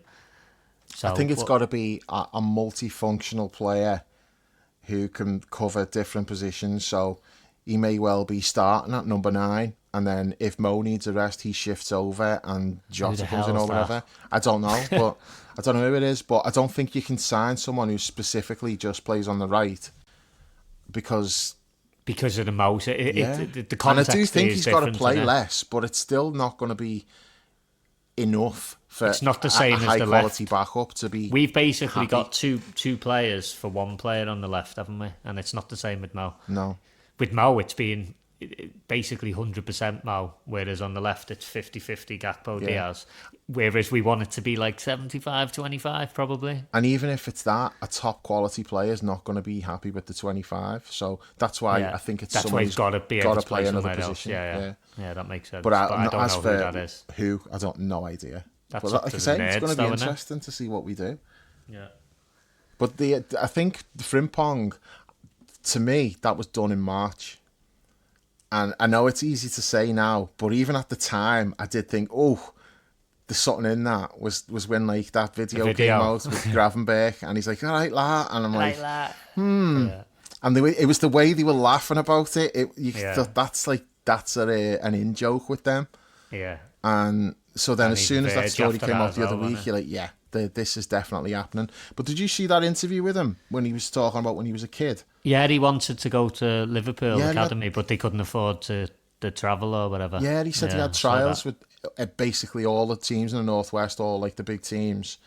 And he really wanted to sign for us, but he lives in Manchester. I had no clue. I thought he was a Dutch lad, and I heard him talk, and he's got a little Manc accent. I was like, what the fuck? Yeah. Couldn't believe it. It's like Isak, have you heard Isak talk? And you're like, Swedish, what the fuck? Yeah. Unbelievable. Yeah. Is Frimpong, like, I think he spent most of his childhood over here, didn't he? Yeah. And yeah, it was his parents didn't have a car, so Manchester, like City, was just like a 10-minute bus ride, so that's where he ended up. But that just makes it even more of a no-brainer, though. If he's like familiar with the area and all that kind of stuff, there's not going to be any settling in or nothing like that to do. As well, so that he's helps. Best mates with Grav, gets on with Verge. You know, it just ticks every box really when you look at it. Yeah, that's a good one. Exciting signing, and Kirkes as well. He seems just like a make him disable his guy, social media. Yeah. That would be a condition on the deal, because I've been saying for months, I think he's absolutely fucking perfect for us. Yeah. He's so perfect for, like, I'm saying perfect for us. I don't know what Slot wants, but he's perfect for how we've always played. Perfect for what I want and what you want. But the way we've always played, like, he's just like a young Robbo. You know, he does the same stuff that Robbo was doing. Like, Robbo still does it, just doesn't do it as often. I don't he's think, like fucking Robbo on steroids, mate, when you watch him. He's got a fucking cross on him, hasn't he? Yeah, and just he can powerful. He does everything like 100 mile an hour. Yeah, I love that, mate. Just sign me up. Love all that. But I have got concerns about like his social media activities. There's things that just red flags for me. So yeah, I would be, giving him coaching. Like, look, there's an element of old man yells at cloud with that though. We're getting a little bit longer than the two, aren't we? There you know is, what I mean? And putting a picture of himself and saying, I am incomparable. I'm like, come on. Hang on, are we talking about him or you and your fucking goal scoring exploits from years ago? It sounds like you in the fucking group chat. Yeah, but you cheeky bastard. That's different. I'm not putting it out for the world. I'm putting it out for people who actually know that and have seen it. You've got themselves. A picture of yourself like Brendan, haven't you? In your house. You fucking defo, have you? I haven't. I've got a big portrait of Tony Soprano on my office door, but I haven't got anything of myself. No. Not yet, anyway. Not yet, no. But there was something else with Kirkes as well, and I was like, I don't know about that. But he definitely seems like a character. Now, that could be good or bad. We don't know how that'll turn out.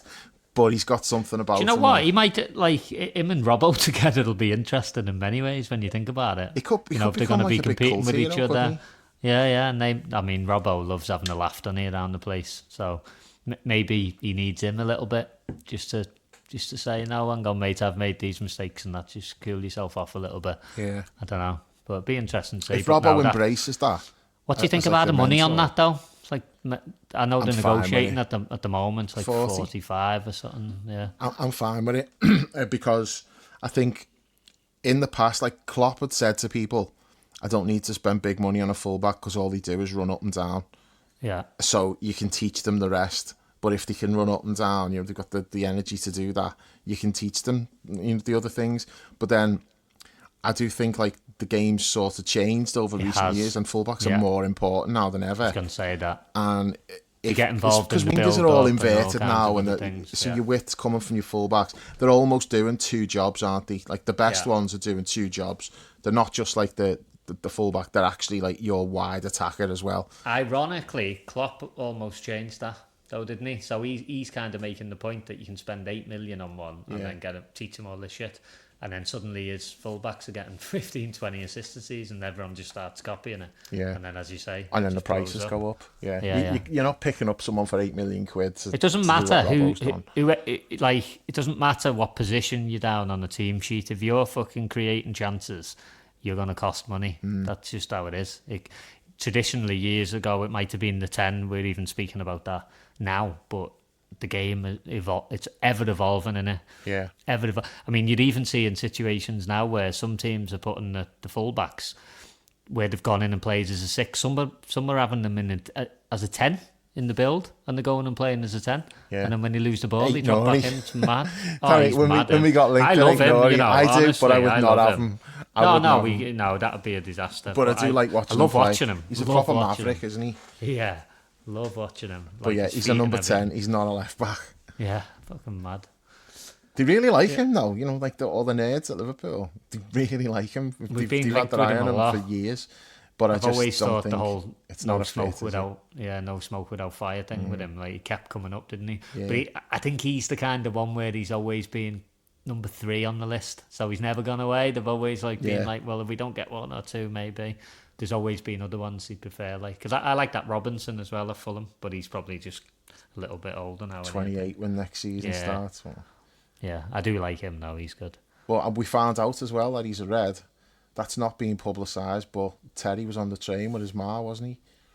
Oh yeah, of course, yeah. She was saying he said like she was singing like. She got the Van Dyke song going on the train, and there was a fella on there with a baldy head, and she was calling him on a slot. and when he was talking to her, like she said, like, oh, you know, she's made up that we won the league, and she said, like, me lad is as well. So I think he is a red, like, even though he was at Everton's academy, wasn't he? So the bald guy in the train, was that Ted? I'm just trying to get thinking that. Did it fail? Is he having to go back? No. I think. Sorry, Tay, I'm just joking. He probably had his hat on, didn't he? Covering up all his scars and his swelling with his big fucking elephant man head. I'm saying sorry, Ian, and you go there. Fucking hell.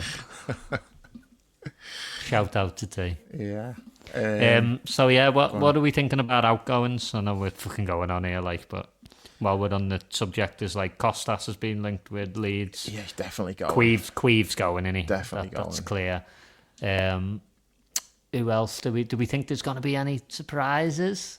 Like someone where you go, fucking hell. Would you call Diaz a surprise if that happened? Yeah, I think that's a possibility. A year ago, I wouldn't have. But the kind of noise is coming out now about him getting a contract extension. I'm happy for him to stay. You know what I think about him. I think he's a good player, not a great player, and I think he's capable of doing more. But my mind on him has totally changed this season because I don't see him as like one player. I see him as half a player, and I see Gakpo as the other half. Them two together, perfect. Just keep doing what you're doing on the left side. Don't need to change anything over there. That works for me. That's fine. See, I really like Diaz, you know, that I wouldn't have sold him last summer when people were saying he would. It's different this year. I'm not saying I'd sell him, but I can see the argument for it now just because he's 28 or he's about to be 28 soon, I think, if he's not already. And the contract situation, he's gonna need like a significant like pay rise. And after them giving Mo and Virgil the contracts in the 30s, are they gonna look at Diaz and go, yeah, well, we'll sign him up for 4 or 5 years until he's in his 30s? Or because his value now is as high as it's ever going to be, probably, do they think we're going to have to cash in on him now and sign someone who's like 24 to replace him? So you're just talking purely about being opportunistic. It's got nothing to do with ability or him not being good enough or finding somebody better. It's purely about like just the finances of it and how they think. Yeah, but you'd have to replace him then, don't you? I know you have to replace him, but you replace him with someone who's 23, 24 and probably on less wages than Diaz is going to be getting now, because I know, but it's complicated. This is going to be Diaz's biggest contract. He's 28. This is your big contract. Are Liverpool going to give him that contract? Or is he going to go, like, he's been linked with Barcelona, but they're not going to fucking pay. They haven't got the money to do it. They can't register. Is he going to go and get his money in Saudi Arabia? That's the question. So it's a tough one. Like, I'd keep him, you know, but that's because it's not my money. You know, I'm just judging it from purely a football point of view rather than a business point of view. But that's not how they make decisions. Do you not think there's another angle with this, though, that there's so much change going to happen? Do you want even more? You know what I mean? Like, there becomes a tipping point where you go too far. So that comes into it as well for me. It does, but I think a lot of it comes down to who's attracting offers and how big are the offers. And then it might be players who they're going into the summer thinking, yeah, ideally we'd keep him. And then all of a sudden a big offer comes in for them. And they're like, oh, if we take that, then we can go and do this. Yeah, the awkward thing is the length of contract, innit? Because what's he got left? Is he on 2? He's got one left. Yeah, that's the awkward bit, because if he had 3 left, for instance, you could think, we'll park this and we'll think about it next year. But you're at the point now where which is what they did last summer, and you have to commit, don't you? Yeah. So yeah, interesting. So I don't know. Tricky. I'd be happy to give him a 3-year contract. He might not want to go for that. I don't know, but that would make most sense for me. Yeah, it depends on what he can get elsewhere, like i.e. Saudi Arabia, and is he prepared to give this up to go for the money? Who knows? We don't know what his thought process is on any of that. And then, do you think your boy's going to Saudi, or do you think that he's going to go to like Atletico or whatever? I seen he got linked at Napoli last week, and I'm like, Napoli, they know a great South American player when they see one, so don't do that. He'll have a fucking statue, stadium named after him, all of that stuff if he was to go there. But no, I want him to be at a club like that, you know, with like passionate fans that'll love him. Yeah, they appreciate him. He'd for be what he is. miserable as fuck in Saudi Arabia. You know, someone who thrives on like the emotion of the game and all that. Going over there, I know he'll get like a shitload of money, but he'll hate it. So yeah, like if he ends up somewhere, Atletico will be good because it might help us to get Alvarez in. But I reckon Galatasaray would be good for him, because that Osimhen will move on, I think, and you know, Turkey. He's only on loan, isn't he? Yeah, they won't sign him, and they'll need a striker, and they're passionate fans, and that's the kind of level where he'd bang goals in, I think, and enjoy it. So that could be a shout to look out for. There's a thing, he's there, isn't he? I seen yesterday, you know, Muslera, the Uruguayan goalie. Yeah, he scored. He scored. It was a fucking terrible penalty. Kyle came running to me. He was apologising to the goalie. It was such a bad penalty. It squirmed under the goalie. He didn't even celebrate. He was making eye contact with the goalie and kind of holding his hands up and going, I'm sorry, mate. That was shit. Goalkeepers union and all that. Yeah. No, it was funny. But I think that might have been his last game. I think that might be where they let him take the pen. I don't know. Yeah, so, felt like a bit of a piss take, but I think they won the league in the same game as well. So that was to make it 3-0. Yeah. So I think that's why they let him take it. It was right at the end of the game. Yeah. I was kind of hoping that Joe Gomez was going to get a little run up front, but maybe we'll save that till next week. Did you see that tweet where it had the front three and it had Gomez playing as the 9 and it said, just hear me out? Fucking boss. Maybe next week? Maybe yeah, do it on Sunday. Yeah. Oh, that would rule, wouldn't it? I don't want him to go, you know, but I mean... Neither do I, but if you were him, what would you do? Move. No, I can't begrudge him a move at all. At all. I would understand it 100%. But I love Joe Gomez, mate. 10 years he's been here, and he's very. At one point, he was first choice briefly, wasn't he?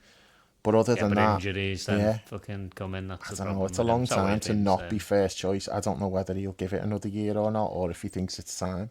He could actually have gone past that point though, where he thinks, fucking, what's the point now? I may as well finish off what I've always done, kind of thing. I don't know. I think there's question marks over loads of them. Jota, Saudis are interested in Jota. Yeah. You know, if you get a big offer for Jota, what would they do? Because again, he's 28. I think he's got a year longer than Diaz on his contract. It's concerning, you know, when you think about it. So there's question marks over Ibu. Trent's going. Costas is going. Darwin will go. There's question marks over Diaz. Jota. Harvey. Jota. I mean, it's a lot of Gomez. like upheaval in it. Hell of a lot of change. So I think what they've got to seriously think about is getting the balance right. You don't want to go too far. I know I said it before, but it's true. If you go too far and there's too much change, you start getting into the territory of, hang on, we need a bit of time to build, and we don't want that. I want us to be just going again and looking to win the league again and defending and going third and winning the Champions League. You know, we need to be like using this as a bit of a springboard to go and have a few years where we're just fucking stacking up the trophies. That's how I want to approach the next few years. I know everybody would say that, but we're in a good place to be able to do it. You know, the club off the field in terms of the finances and everything. So we need to really go for it, I think, next couple of years. There's been times in the past where we've achieved things and it's felt like we haven't then pushed the boat out to really do it, whereas it feels like they're prepared to do that this summer. And we've never done that. We've always just kind of we've done just the bare minimum. We've just treaded water, haven't we? Whilst everybody else has then improved around us. So to see what they're looking to try and do, it's really encouraging. We just need to get it over the line. But as I say, don't let too many go. That's what I would say. Yeah, because you've got to have depth if you're competing on multiple fronts as well. So yeah, and it's also the harmony of the squad. You know, they've got such a great group. They all seem to get on. You know, there's no bad apples. You Suddenly you turn up to pre-season, three your mates are gone. New lads have come in, the good lads and that, but you don't know them yet. And it's a different dynamic in it. You've got to build them relationships from scratch. Yeah. All of that kind of stuff that people don't necessarily think about. Like, it's important stuff. And that none of that shows up on spreadsheets either. That's where the manager has to deal with it rather than sporting directors. Agree. Tell you what, mate, the hardest working man in football's got to be prepared to do some graft in the next few weeks. I think there's going to be some emergency pods. Yeah, it's looking that way because the transfer window opens early, doesn't it? And only briefly, and then it closes again. But by the looks of it, we've got a few things lined up for that. So might have something this week, mate. You don't know. They probably can't announce it till 1st of June, can they? No, I'm sure you can announce it and say, so and so, you know, we'll join on the 1st. We've definitely done that in the past, definitely. Yeah. So I wouldn't be surprised if there's one or two things happening this week, mate. Yeah, it looks like Frimpong and Kerkers, doesn't it? And then we'll see what else. It could be nice. Fucking nightmare this. This is where I have to go into... I won't be the only person. There'll be people listening here, like, where you go into Twitter and you type in Vert as a search and then you save the search and then you wake up in the morning and you go like, right, okay, what's he saying about him? You scroll and having a little look. It's going to be like that. I've had so many of these over the years, mate. I'm thinking back to fucking... Who was it we missed out on? Like, who was that? Konoplyanka, remember him? Oh, yeah. Fucking hell, round about that time, there was like 3 or 4 players. They fucking held him hostage, didn't he? Willian was one, wasn't he? The Konoplyanka, Ian Air flew over there to do the deal and he just went, no, he's not going. Went off. They'd agreed a fee and everything and they'd done a deal with the agents, everything, and then like the fucking club president just basically kidnapped him. Was like, he's not leaving. We've had some sagas like over the years, haven't we? Remember Danny Alves? Fucking hell, remember that? Yeah. Years ago. There's been loads, but yeah, I'm going to be keeping an eye on the Verts one because, as Jules says, like, everybody loves a shiny new signing, especially when you go and balls out and spending that much money. Even a skinny lightweight one who's probably not going to be robust enough for English football. But I thought you'd put that in the cupboard. I have. It's going in the cupboard as soon as we finish recording. Okay, all right. Have flaming hot takes, getting it put in the drawer. Look, I'll put it in the drawer now. Go on, I need to hear it. There it is. There we go. Nice one. I'm just going to mark that drawer just so I can remember it's in there just in case. Yeah. Is that your one with all your Darwin takes? You need to change the label on the front. I've been wrong about so many things. I've been doing this for 26 years, and I've been wrong like more times than I can count on the fingers of one hand. But no, I'm not How wrong many about fingers Darwin. have you got? I'll die on that hill. I'm not taking anything back. But yeah, I have been wrong about lots of stuff, and I'm probably wrong about Vert. Hopefully, if we sign him, hopefully I am wrong, but we'll see, won't we? Time will tell. But I have been on the Kirkus bandwagon for months saying that he's perfect for us, so I'll be happy if that goes through. Yeah. Anything else from tonight? No, don't think. How long have we been going here? What happened to tonight? Why are we doing this? Something happened tonight? No, I don't know what you're talking about. Oh, hang on, it's Tuesday now anyway, isn't it? So yeah. Don't know what you're talking about. That game's forgotten about. Yeah. What game? On to Sunday. Yeah, Sunday. We'll quickly talk about that. Oh, fucking hell. Do you think he'll go full strength on that one? Don't give a shit, mate. I think he will, though, won't he? I think I'm going to be so drunk that I won't even know what the fuck's happening in front of me. Well, actually, I'm not even. I don't even think I'm drinking on Sunday. I can't. Well, you may as well. I mean, the fucking manager and players probably will be. So fucking hell, they have to be pissed, don't they? No, I'm on meds at the minute, so I don't think I can. I don't know. I don't know what he'll do. I haven't got a fucking clue. Darwin won't start. Guarantee. It's the only thing I do know. Yeah. What do you think about the whole? It's probably not serious, is it? But I would be well up for fucking letting Palace have the fucking bring FA the Cup cup on and everything. I'm telling you, fucking have definitely. a big mad party. See, the thing is, I said months ago about like they're the perfect team for us to play on the last day because the fans they'll be respectful. They're not going to be knobheads. Most other fans were just going to act like dickheads. They were never going to do that because that's not how they act when they come to Anfield. They're always like, they just get behind their own team. They don't indulge in any of the anti-scout stuff. They never have done. So they were always going to be like the perfect team. I was fucking made up for them winning that game. Weekend. Not even just because it was City they beat. I had to be made up for them, like regardless of who they were playing. I said months ago, I wanted them to win. You know, when they got to the quarterfinals, like there's a few teams who I wouldn't have minded winning, but Palace was the one where I'm like, I'd love them to win it. Never won anything in the history, and you see like the scenes at full time, and it was just great, wasn't it? I was made up for them. But yeah, I think why not let them bring the fucking cup? Let them bring the cup, because don't forget, when we get presented with it, there's going to be like the big delay while we're waiting for stuff to get brought out. Let them just go round with the FA Cup. I agree. Let them do a little lap of honour. Like their fans can celebrate, and another little party for them celebrating the FA Cup. Plus, they'll get a great reception off us when they're walking around with it. We join in while we're waiting. I'd even fucking play Glad all over the fucking speakers, because that's boss, that song. I love that anyway. But I'd belt that out for them, because why not? The only risk with all of this, though, is that if we do that, John's going to end up on the pitch with no top on. Fucking Steward's going to be fucking rugby tackling. With his half and half scarf. Yeah, that's the risk, you know what I mean? I don't know if I want that to happen in the John G derby, so... Yeah, it's a risk I'm willing to take. I'll keep hold of him, stop him from running. Is he going with you, or is your dad going with you? No, he's going with me, but he has been talking about like swapping. He said to Jules, "Are you in the Annie Road?" Because I'll maybe swap so he can be by the Palace fans. But no, I'd be well up for doing that. I think it's a good idea. I don't know if it'll happen or not, but I think like, why shouldn't they bring the cup? They've won the cup. Let them enjoy it. Let them bring it and parade it in front of their fans, and we can give them like a good ovation and that. I think they're doing a parade the next day, though. I heard today. Yeah, they are. They're doing it the same day as us. But then again, that doesn't change anything, does it? No, I 100% think. Make us look good as well, though. I know that's not important, but little gestures like that, they're sometimes nice to see, aren't they? See, I wouldn't do that for any team. I wouldn't be saying that if it was off the top of my head, Wolves or Villa or someone like that. Not because there's a rivalry, but I wouldn't do it.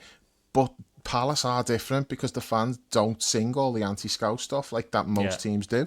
So for that reason alone, I would be happy for them to celebrate and for us to, give them a great day.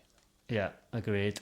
A couple of weeks ago, if you'd have asked me about the game and how's it going to go and that, I'd be like, we'll get beat, because we're on the beach and all that. But they might be more fucking on the AL this week than us. And they've got a game, I think, as well. They play tomorrow night, don't they? Yeah, tonight. Yeah. We're done on Tuesday now. Yeah, there was a Palace fan messaged me on Twitter and said, like, looking forward to the game on Sunday, but he said, I think, like, our players are going to be on the lash all week. And I'm thinking, yeah so are ours, mate. Exactly. Yeah. That's what they should just do, shouldn't they? Pissed footy, it's fucking great, you know. Have you ever played pissed footy? It's fucking boss. No, like pissed golf. Took my game seriously. I never did any of that. I just assumed you were pissed every time we played, to be honest. But no, you didn't. No, you didn't. You knew. You knew. Mr. Miyagi nod. Yeah. No, I don't know what to expect in the game. I don't fucking care, to be honest. If the listeners at this point are even still with us, by the way, if they're wanting some nice fucking analysis about that game, then you go and listen to something else, because I don't fucking care. I reckon it's going to be like 3-3 or 4-4 or something mad. Oh, it'll be similar to tonight, where it'll just be a basketball game, two teams going at each other. Like, they love playing that way anyway, don't they? Them? That's what they thrive on. That I don't see our lads just knocking it about and that it's going to be more of the same. What we saw tonight. It should probably be a decent game to watch, you know, in isolation. Yeah. It's all about after the game. That's it. Everyone's just going to be waiting for the game to finish. No one really gives a shit about the game. It's just, let's get the trophy. Yeah, 100%. All right, let's get out of here. We've gone way longer than I was planning to anyway, so... Really? Yeah. Wow. Surprisingly, I know. I thought by bringing you on and not Paul, I'd be able to keep it short, but no, that didn't work. Sorry about that. All right, mate, sound. Yeah, we'll be back on, well, I don't know whether we'll be back on Sunday or not. We'll try and get it done after the match, but I don't know what the plans are after the match, and then it's the parade on Monday. At some point, we'll do a pod from... Yeah, there will be another pod at some point. Yeah, there will be. We don't know when, but there will be at some point. We will be back at some point. That's all we can promise. Okay, well, until whenever that is, thanks for listening, and we'll catch you soon.